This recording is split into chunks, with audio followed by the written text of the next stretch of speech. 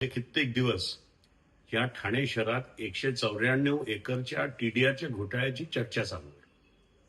आज देखील महासभेमध्ये 2 लक्षवेधी ह्याच प्रकरणावर आहेत. मी तुम्हाला ह्या फिल्मच्या माध्यमातून जी माझ्याकडे माहिती आहे ती सांगतो. 1975 मध्ये दयाबाई या कंपनीची जागेवर वन लागलं. ते वन लागलं, ती नोटीस देण्यात आली वॉचमनला आणि मालकाला दिली नाही. हा त्याच्या मागे एक निकष लावून 40 वर्षानंतर 45 वर्षानंतर केस चालली आणि हायकोर्टाने निकाल असा दिला की तुम्ही योग्य माणसाच्या हातात नोटीस दिली नाही आणि म्हणून हे खारिज झालं आणि दयाबाईला परत ही जागा मिळाली.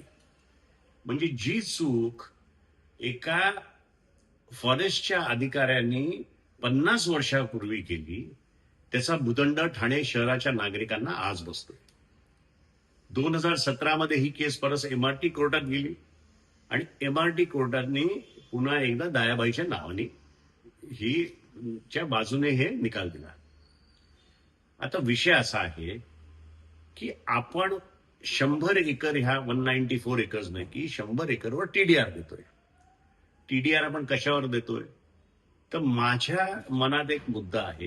मुद्दा असा आहे की त्याच्यावर जे रिझर्वेशन टाकलं ते बायोडायव्हर्सिटी पार्कसाठी टाकलं का पार्कसाठी टाकलं, हा खूप मोठा मुद्दा आहे. त्याचं कारण असं की जर बायोडायव्हर्सिटी पार्कचं रिझर्वेशन असेल तर फक्त 8% टीडीआर मिळू शकतो आणि जर फक्त पार्क आहे तर हे कॅल्क्युलेशन 200% जातं.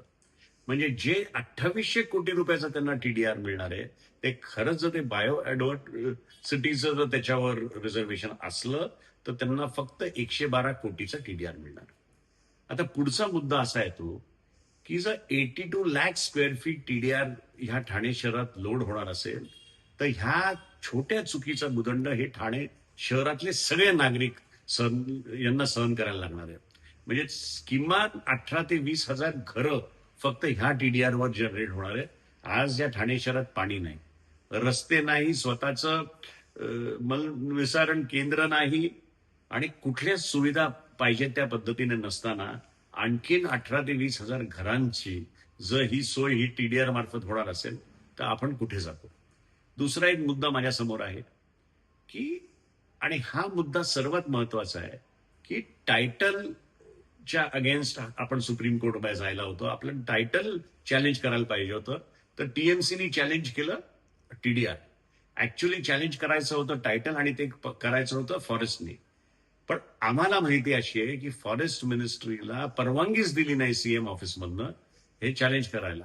याचं कारण काय मला अजून कळत नाही.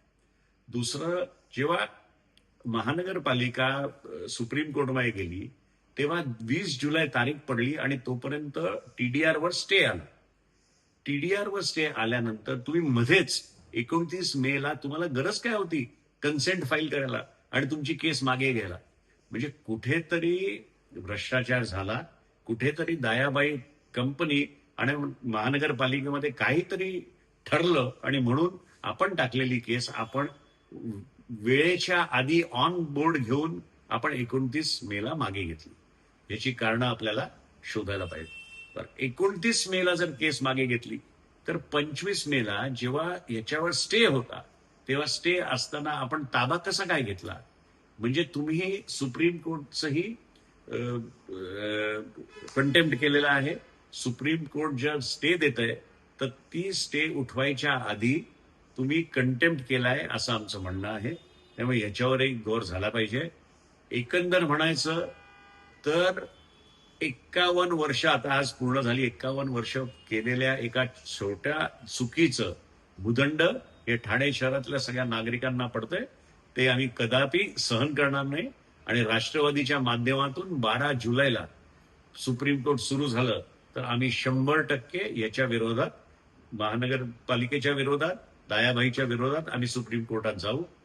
दुसरं एक आपल्याला सांगतो की हे पिटिशन आम्ही सुप्रीम कोर्टमध्ये घेऊन जायचं याच्यासाठी सह्या गोळा करायला सुरुवात केली आहे आणि 4 दिवसामध्ये 15,000हून जास्ती ठाणे शहराच्या नागरिकांनी सह्या केलेल्या आहेत.